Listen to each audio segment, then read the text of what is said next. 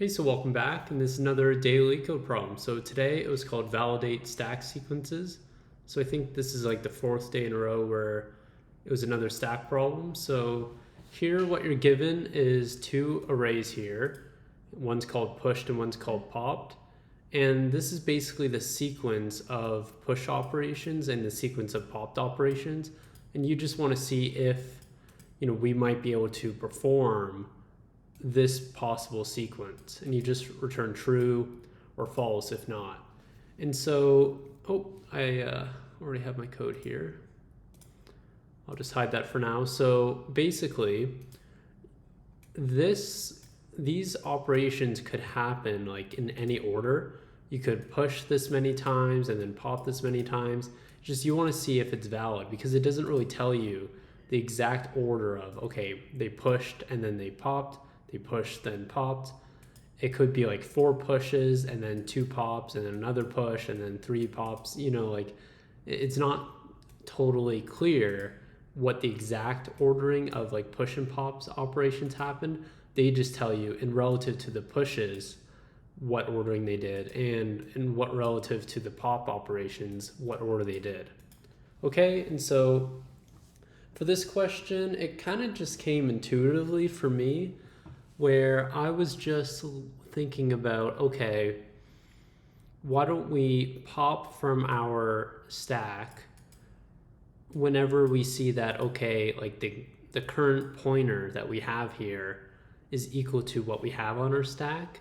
Otherwise, let's just keep pushing to our stack until we run out of room here.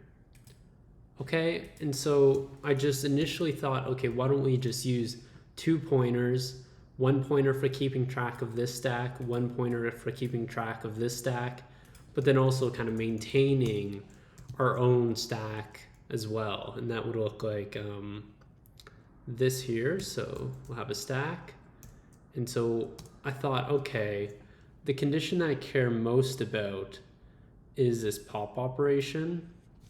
And so I thought that, okay, we want to keep iterating until we hit the end of this array, because I understood that, okay, this will only be done and will only return true if there's nothing left in our stack. And I felt like that made pretty good sense. So I just thought that, okay, and we want to keep iterating through these 2 arrays until we reach the end of this popped array, because if you reach the end of the popped array, then everything in this array should be popped off the stack.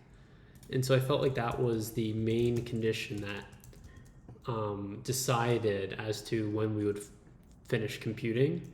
And so while our second pointer is less than the length of the array, and so why don't we just define these pointers? So we have pointer 1 and pointer 2. They start at 0, and then the length of these arrays is n here. Okay, and so from there, let's just say while p2 is less than n, and so that just means, okay, once we reach here, we popped everything off our stack, and we want to return true if there's nothing left on our stack. Okay, and so the first case that we should think of is, okay, if we have something on our stack and whatever's at the top of our stack is equal to our pointer at p2, then that means, okay, whatever's at the top of the stack, we should just pop off immediately.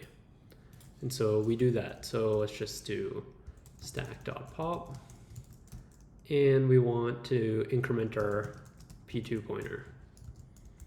All right, and so the next possible thought here that we could have is, okay, otherwise, why don't we just push whatever element that our p1 pointer is at to our stack? But there is the case where, okay, because our while condition isn't considering this p1, we should consider it, in this else clause. There has to be a way where we can terminate this cycle or not keep pushing to our stack. And so to do that, why don't we just say, okay, otherwise, if our P1 pointer is also less than the length here. Then we'll add to our stack.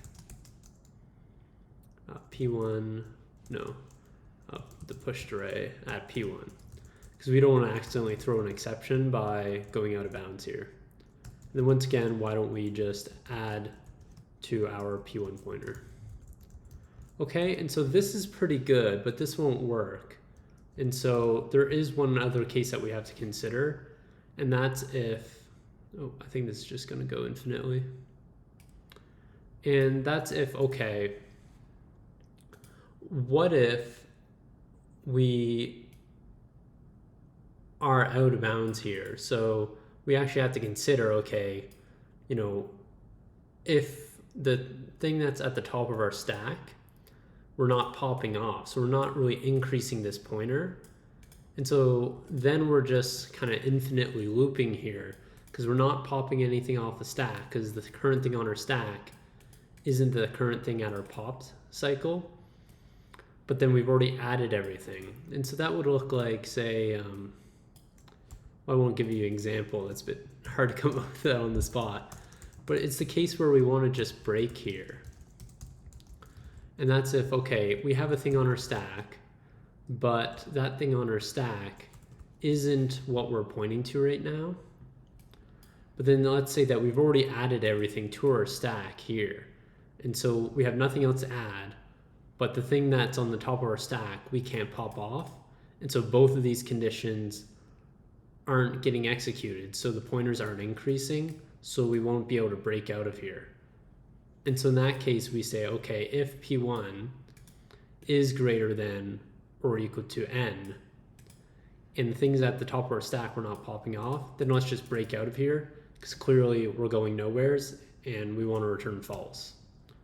Okay, and so that's the algorithm. So basically for time complexity, it's O of n, because we're just iterating through all of the elements in these arrays once.